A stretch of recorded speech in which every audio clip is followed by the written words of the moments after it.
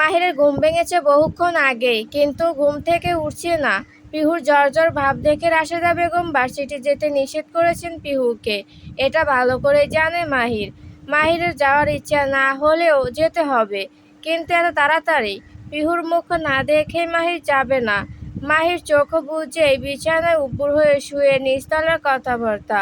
পিহু যা, জলদি মাহিরকে ডেকে আয়, বল ভার্সিটির জন্য দেরি হচ্ছে তার। নাস্তা করবে সে এখন, জলদি উঠতে বল। ডাইনিং টেবিলে নাস্তা বাড়তে বাড়তে রাশেদা বেগম কথাটা বললেন। পিহু উসকুস করলো। মাহির এখন কেমন যেন হয়ে গিয়েছে, দূরত্ব রাখে না, কাছাকাছি এসে কথা বলে। পিহুর এতে ভীষণ ধুরু ধুরু বুক কাঁপে, মন চায় মাহির থেকে পালিয়ে যেতে, কিন্তু মাহির এমন কোনো রাস্তা রাখে না যাতে পিহু পালাতে পারবে। এখন লোকটা দিন দিন খোঁচামার্কা কথা বলতেও শিখেছে, ভালো করে জানে পিহুর মনের অবস্থা। ইচ্ছে করে মনে ঠিক সে জায়গায় আঘাত করে যেখানে তার বসবাস। আমি নিজেই তো অসুস্থ, আমার তো ওঠানামা করতে ভাল লাগছে না। পিহুর কথা মাথা নাড়লেন রাশেদা।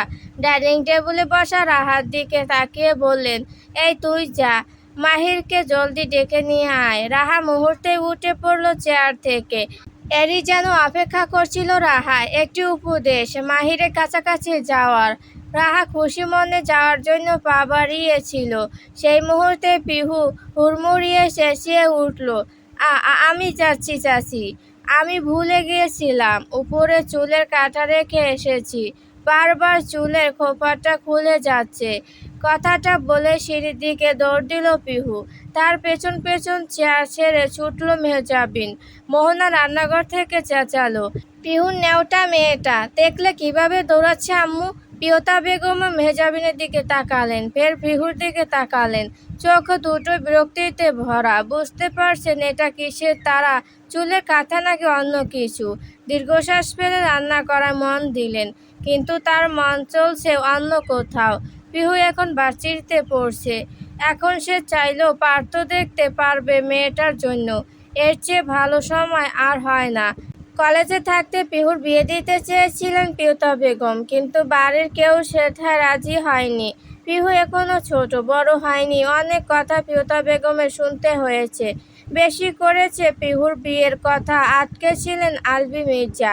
গম্ভীর কণ্ঠে লন্ডনে বসে শাসিয়েছিলেন, পিয়তা বেগম যদি বেশি বেশি করেন, আর তারপর মাহির যদি হুটহাট করে বাড়ি ফেরত এসে পিহুকে নিয়ে চলে যায়, তাহলে আলবি মির্জা মোটেও মাহিরকে আটকাবেন। কিন্তু এখন আলবি মির্জা তাকে কি বলে আটকাবেন, কিছু তো নেই, আটকানোর নেই। কথাটা ভেবে ভেবে বাঁকা হাসলেন পিয়তা বেগম। পিহু দৌড়ে দৌড়ে সিঁড়ি বেয়ে এসেছে মাহিরের রুমের কাছে। নিজেকেও বলছে পিহু মোটো পসেসিভ নয় মাহিরের ব্যাপারে। রাহার জন্য ইনসিকিউর ফিল করছে না, মাহিরের জন্য তার মনে কিছুই নেই, মোটেও নেই। চুলের খোপায় কাঁটা বাঁধার জন্যই সে এসেছে। কথাগুলো বিড়বিড় করতে করতেই একবার চোখ বুলালো মাহিরের রুমে। মাহির ঘুমাচ্ছে। পিহু দ্রুত নিজের রুমে চলে গেল। খোপায় কাঁটা বাঁধতে বাঁধতে মাহিরের রুমের দিকে রওনা হলো। তার পেছন পেছন মেহজাবিনও ঘুরছে, একদম বিড়াল ছানার মতো। পিহু মুখ বাঁকিয়ে বলল, এক জায়গায় বসা যায় না চুপচাপ, পা ব্যথা হয়ে যাবে না পরে। মেহজাবিন যেন ফুপির কিছু বলার অপেক্ষায় ছিল, হাসতে হাসতে দুহাত নিজের কোমরে ঠেকিয়ে বলল, আমি কি বুড়ো? আমি তো ছোট, ছোটদের পা ব্যথা করে না, জানো না বুঝি ফুপি? মেহজাবিনের কথা শুনে মুখ ভেঙালো পিহু। মেহজাবিনের কোনো কথাই যেন মাটিতে ফেলতে দেয় না, উত্তর যেন মুখে মুখেই থাকে। পিহু আর কথা বাড়ালো না। বাচ্চাদের সাথে ঝগড়া তার মানায়? সে হচ্ছে বড় মানুষ, ঝগড়া করলে সে হয়ে যাবে ঠিক মেহজাবিনের মতোই একটা বাচ্চা। আর এখন তার নিজের বিয়ে হলে একটা বাচ্চা পেটে নিয়ে ঘুরতো। নিজেকে সান্ত্বনা দিতে দিতে পিহু ঢুকলো মাহিরের রুমে। ঢোকার ইচ্ছে মোটেও নেই, মাহিরকে ডাকার ইচ্ছে আরও নেই, তাকানোর ইচ্ছে তো একদমই নেই। কিন্তু তারপরও পিহুর দৃষ্টি বেহাইয়ার মতো মাহিরের খোলামেলা পিঠেই যাচ্ছে। মাহিরের কোমর পর্যন্ত একটা সাদা চাদর জড়ানো, উপরে শরীরে কোনো টি শার্ট, কোনো সেন্দু গেঞ্জিও নেই। মোলাময় দুধের মতো ভিড়টা যেন পিহুকে ডাকছে, আয়, সাহস থাকলে একটা আঁচড় খেটে যা। পিহুর কিছুটা রাগ হলো মাহিরের এমন অগোছালো স্বভাব দেখে। প্রথমত দরজাটা খোলা, তার উপর এমন অর্ধনগ্ন। আচ্ছা, তার বিবেক বুদ্ধি কিছু নেই? এখানে তো বিয়ের বয়সী মেয়েরাও থাকে, তাদের সামনে এভাবে মোরগের মতো ঘুরলে চলে? শুধু শুধু কি রাহা মাহিরের পেছনে পড়েছে? মধু দেখে তো মৌমাছি ঘুরছে। পিহুর এত সব আপনার মাঝে পিহুর পায়জামা টেনে খোঁচাখুচি করছে মেহজাবিন। পিহু হেবি রাগের সাথে কিছুটা বিরক্ত হলো। কেউ এভাবে পায়জামা টানে? বাচ্চারা এত ভোলাভালা কেন? কয়দিন আগে পিহু দেখেছিল রাস্তায় একটা বুড়ো লোক তার হাঁটুর বয়সী নাতিনের সাথে যাচ্ছিল লুঙ্গি আর শার্ট পরে। বাচ্চা ছেলেটা রাস্তায় দাদার লুঙ্গি ধরে টেনে টেনে দেখাচ্ছিল দোকানের কি কি চায় তার। বুড়ো লোকটা খেয়াল করেনি নাতিনের কথা, দোকানের জিনিসের দিকে তাকাচ্ছিলেন আর দর কষাকষি করছিলেন কিনে দেওয়ার জন্য। অমনি লুঙ্গির গেটে খুলে গেল। ছি! পিহু মুহূর্তে চোখ কুঁচকে ফেললো।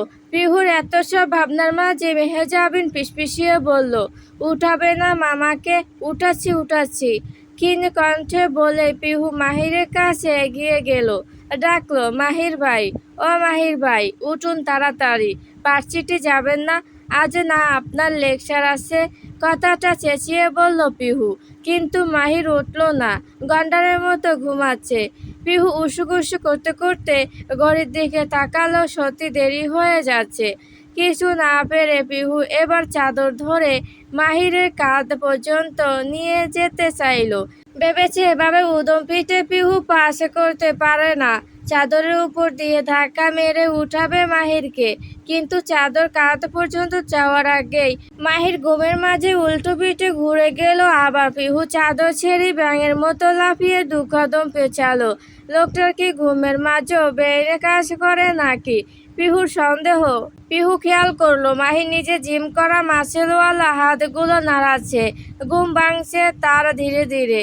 চোখ এখনো তার খোলেনি, কিন্তু ঠোঁটের কোণে বাঁকা হাসি ছুটে এসেছে। পিহু মিনমিনিয়ে ডাকলো, মাহির ভাই।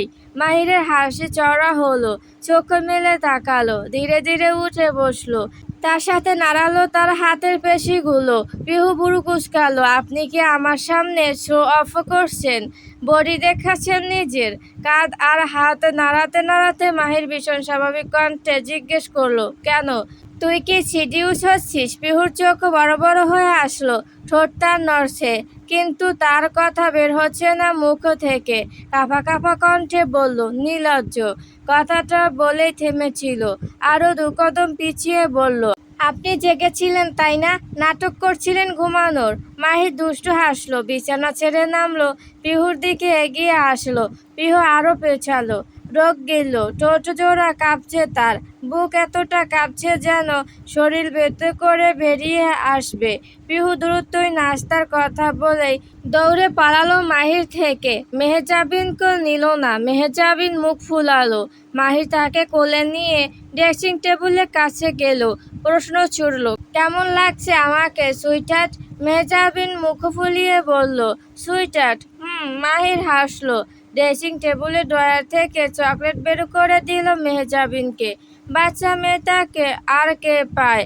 চকলেট নিয়ে মাহিরের কোল থেকে নেমে বিছানায় বসলো, মজা করে চকলেট খেতে লাগলো।